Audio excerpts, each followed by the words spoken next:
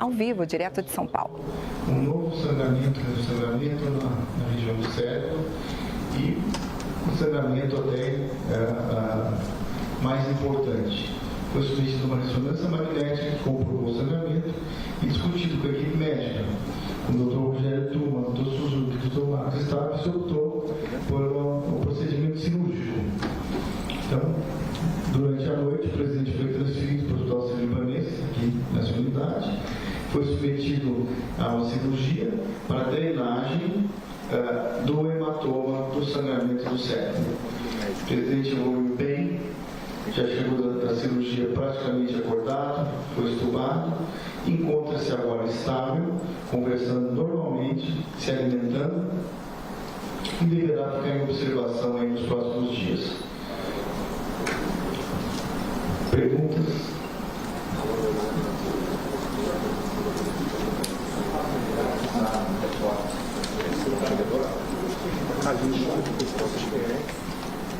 Meu nome é Fábio Menegatti, da Record. O senhor poderia explicar melhor quanto tempo durou o procedimento?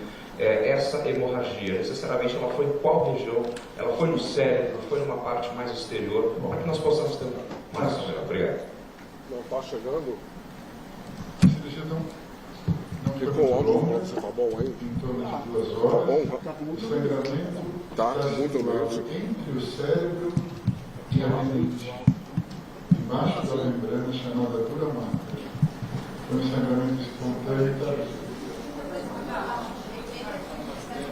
O sangramento estava situado entre o cérebro e a membrana meníngea, chamada dura máter. Ele comprimiu o cérebro, ele foi removido, o cérebro está descomprimido e ele está com as funções neurológicas preservadas.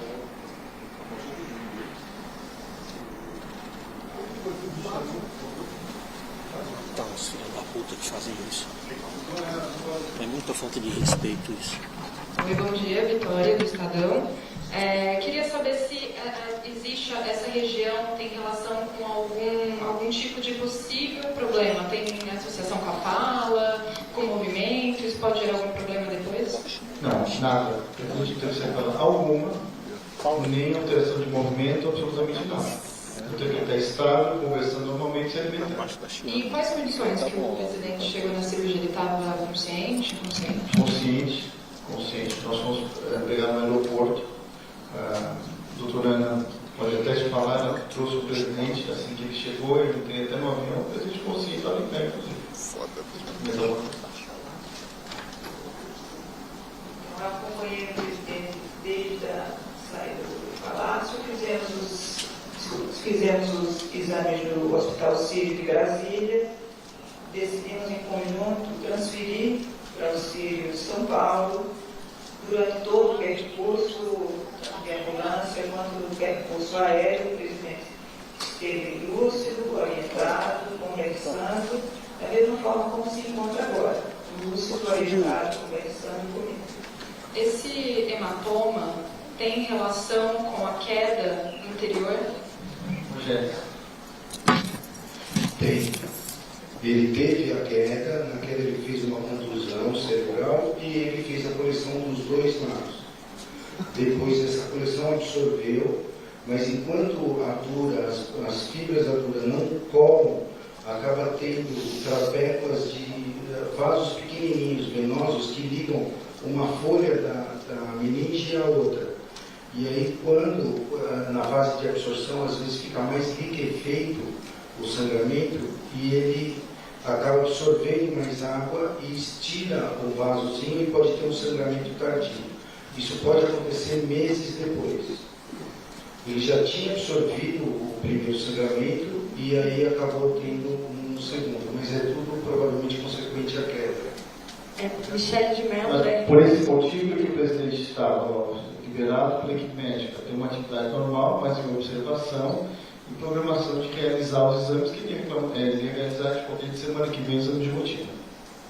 Michele de Mello, da RT TV aqui, justamente eu queria seguir nesse assunto, se esse tipo de hematoma, de situação, se é comum para pessoas que passaram pelo tipo de procedimento cirúrgico que o presidente passou depois da queda do 19 de outubro, e se agora vai haver algum tipo de outros cuidados específicos que ele vai ter que ter nesses próximos dias? Qual que é a expectativa em relação à recuperação do presidente nesses próximos dias? Obrigado. Restrições? Esse é um tipo de complicação comum, pode acontecer, principalmente em pessoas de maior idade. E o que acontece é que a pessoa tem a queda, às vezes ela nem lembra e o hematoma pode aparecer meses depois. Como o presidente vem acompanhar, quer dizer, a gente fez exames de rotina, nós conseguimos ver a evolução toda do hematoma sendo diminuído e depois, quando ele começou a ter a queixa de dor de cabeça ontem, ele acabou repetindo a tomografia, a gente pôde comparar com o exame anterior e percebeu que o hematoma aumentou. Mas o que chama atenção é que às vezes as pessoas caem, batem a cabeça, esquecem desse evento e depois de algumas semanas ou até meses muda o comportamento, ficam fracas de um lado e o que está acontecendo é que o sangramento está comprimindo o cérebro. Por favor, Renato Biasi, TV Globo, eu queria que você explicasse, confirmasse se o processo cirúrgico foi uma craniotomia mesmo, se puder explicar didaticamente como é que é esse processo, retirada do osso, recolocação, e também uma previsão de alta, restabelecimento do presidente.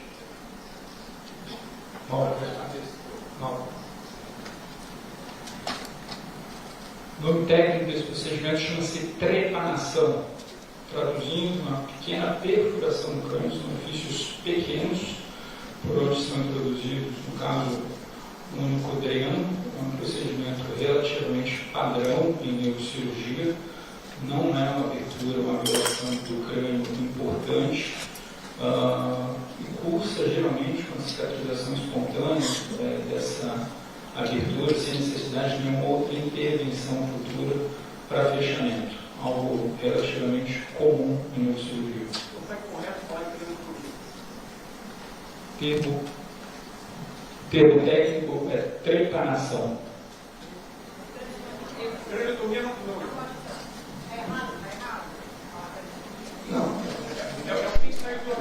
Craniotomia não é que esteja errado, é que geralmente a gente usa esse termo para aberturas maiores.